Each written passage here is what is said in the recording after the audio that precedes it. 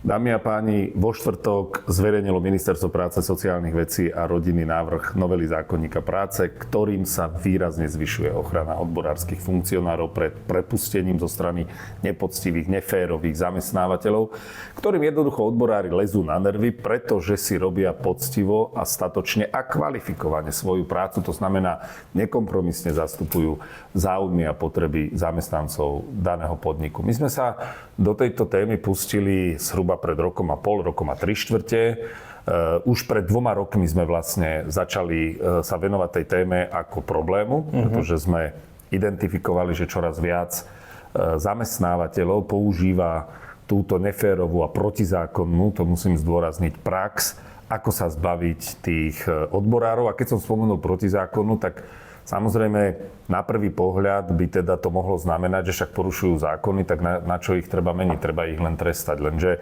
ten vlastne kľúčový problém, ktorý sme identifikovali, spočíval v tom, že hoci v konečnom dôsledku zamestnávateľia boli potrestaní za porušenie zákona, tak boli tu 2 hlavné problémy. A to poprvé, že to trvalo veľmi dlho, čo spôsobilo veľké problémy a pre mnohých aj nemožnosť, pre mnohých tých prepustených odborárov aj nemožnosť reálne sa domáhať svojich práv, pretože jednoducho celé roky bez príjmu nevydrží nikto to božne, keď musí živiť svoju rodinu. A po druhé, že to vlastne šetrilo náklady pre tých zamestnávateľov. Takže to, čo my sme si povedali sme si, že musíme zmeniť pravidlá tak, aby rozhodnutia boli rýchle a aby nezákonné prepušťanie odborárov bolo pre zamestnávateľov oveľa drahšie, než keď budú týchto odborárov akceptovať a považovať ich za svojich rovnocenných partnerov. No a tam bol ešte ten problém, že ten dôsledok bol taký, že keď aj sa súdil ten odborár,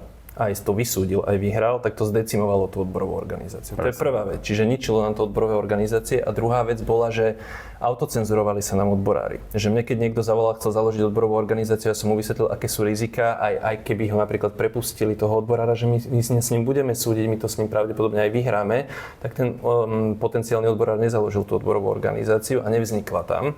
A tretí problém bol, že keď už niekde aj odborová organizácia bola, aj keď nikoho nevyhadzovali, tak veľakrát tí odborári tak opatrne našlapujú v tom konflikte s tým zamestnávateľom pri presadzovaní práv, lebo sa autocenzurujú, pretože sa báli, že by mohli mať takéto odvetné opatrenia, že by voči nim mohli byť vyvodené.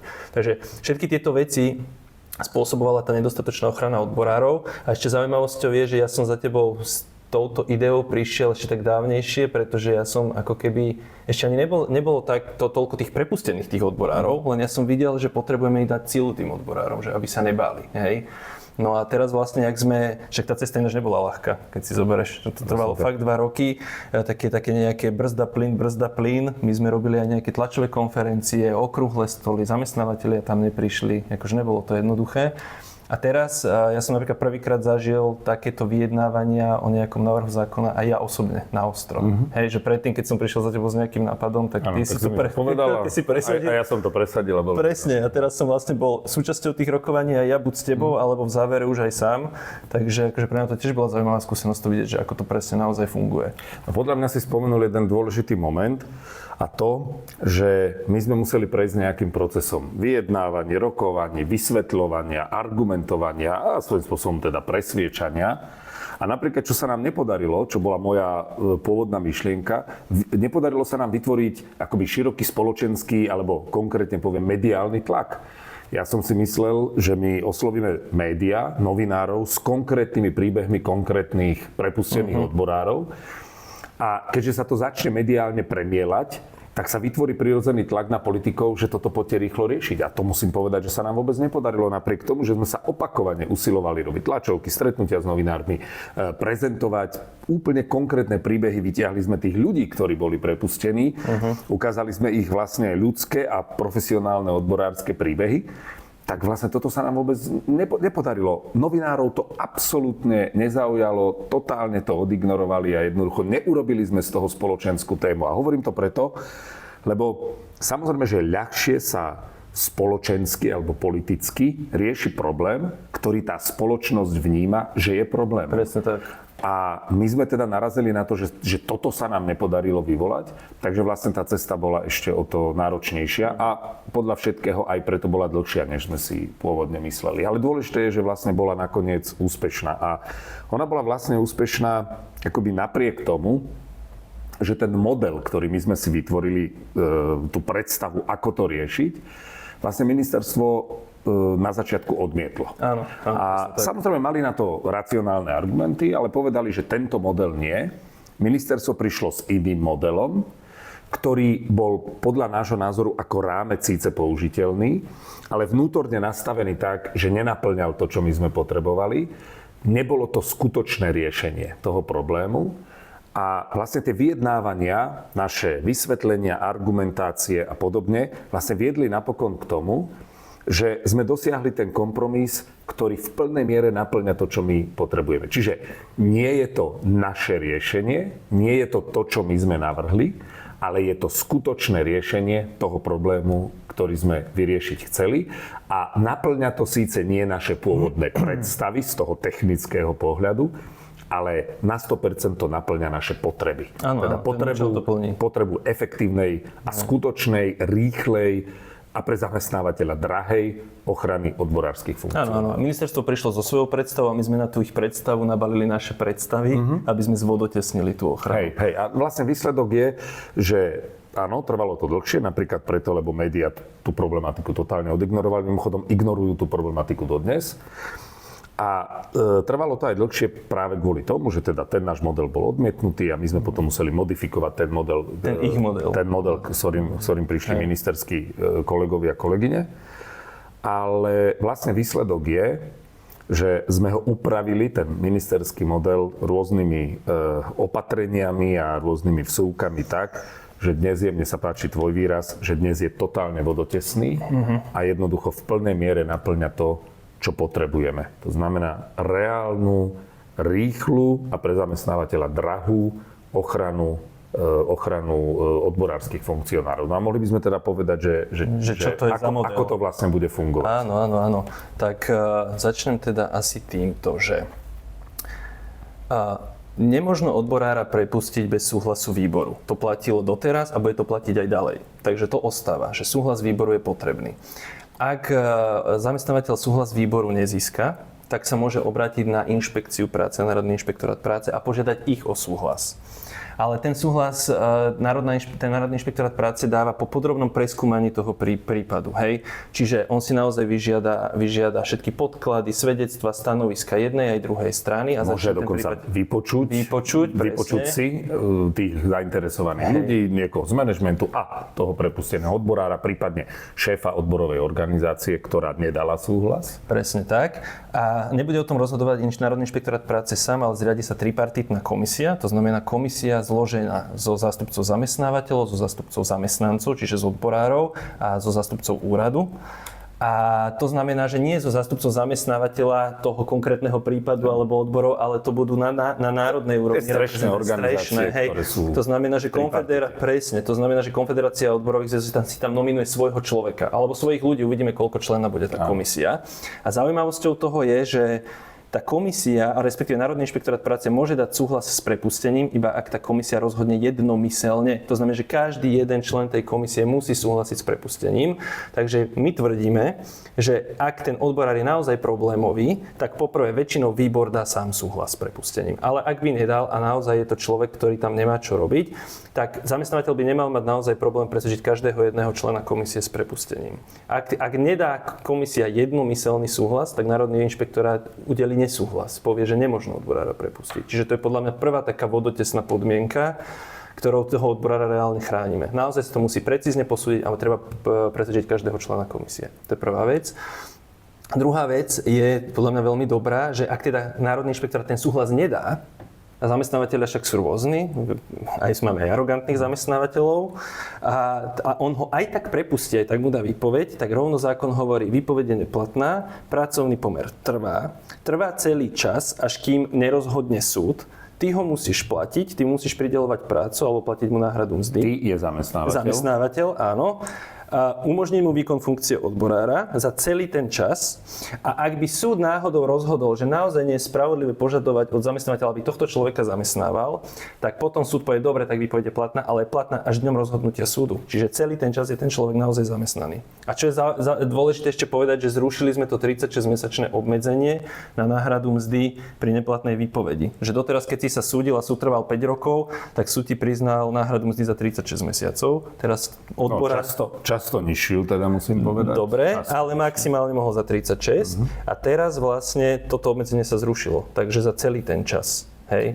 Inými slovami, my sme ten systém nastavili tak, že bude záujmom zamestnávateľa, aby poprvé si dobre rozmyslel, či pôjde proti zákonu alebo nie. Presne tak. A po druhé, aby celý ten proces toho rozhodnutia trval čo najkratšie, respektíve, aby zamestnávateľ nemal motiváciu ho predĺžovať. Áno, ten súdny spor, aby nemal motiváciu predĺžovať. Presne tak. Hej, lebo teraz sa predĺžujú skôr ale samozrejme aj to rozhodnutie toho Národného inšpektorátu práce. Hej, lebo aj to sa dá blokovať presne tým istým spôsobom, ako to často zamestnávateľia robia v prípade súdnych sporov. Jednoducho nezúčastňujú sa, nechávajú preložiť tie pojednávania na neskôr, vyžadujú ešte nejaký dostatočný čas, aby mohli predložiť nejaké argumenty a neviem čo všetko. To sa samozrejme týka aj toho procesu na Národnom inšpektoráte práce. Ak ten zamestnávateľ bude mať záujem, aby sa rozhodlo rýchlo, tak jednoducho bude musieť kooperovať, bude musieť výsť v ústretí alebo prosto rešpektovať požiadavky toho inšpektorátu práce a potom to isté v prípade súdov. A hovorím to preto, lebo zamestnávateľia proti tomuto modelu protestujú a hovoria s argumentom, že súdne konania u nás trvajú dlho a preboha, ako oni majú tie súdne konania skrátiť, veď ako fungovanie justície je v rukách štátu a nie v rukách zamestnávateľov. No a ja po analýze tých konkrétnych prípadov, ktorým sme sa venovali, môžem jednoznačne povedať, že ak niekto predĺžoval to rozhodnutie súdu, boli to zamestnávateľia. Nebol problém v zavalení súdu veľkým množstvom tých žalôb alebo niečo podobné. To predĺžovalo. Áno. A po druhé, my máme napríklad z Prešova príklad jedného prepusteného odborára, ktorý pôsobí v jednom podniku vo Vranove nad Topľou.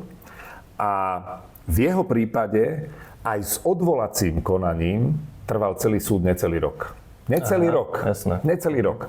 A dôvod, prečo do, myslím, 3-4 mesiacov rozhodol okresný súd a potom asi 4,5 mesiaca trvalo rozhodnutie odvolacieho krajského súdu, bol ten, že zamestnávateľ nemal absolútne žiadnu skúsenosť s takouto situáciou a nechal sa zastupovať svojim podnikovým právnikom, ktorý bol špecialista na obchodné, nie pracovné právo. A tento človek jednoducho celkom prirodzene nevedel vymýšľať obštrukcie, aby naťahoval tento súdny proces.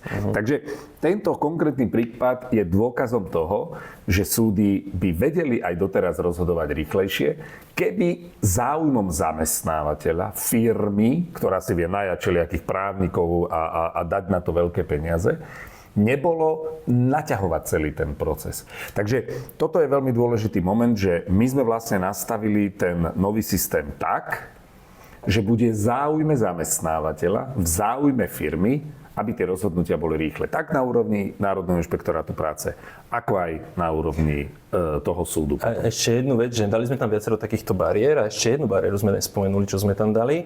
Ak ho prepustí napriek nesúhlasu, tak dostáva pokutu. No samozrejme, dokonca dvakrát. Poprvé, ak sa neobráti... Pokuta mu hrozí, ak sa ani neobráti na Národný inšpektorát práce a prepustí ho. Tak. A po druhé, ak ho napriek nesúhlasu Národného inšpektorátu práce prepustí. Čiže nielen, že mu hrozí žaloba a že ho bude musieť celý čas platiť, ale ešte aj pokuta. Čiže ja si myslím, že tam veľa pekných bariér na to, aby si zamestnávateľe dobre rozmysleli, či budú ako keby neoprávnene prepúšťať. Čiže novela zákona je teraz zverejnená. Ministerstvo ju predložilo do takého, nazvime to, že verejného pripomienkového konania.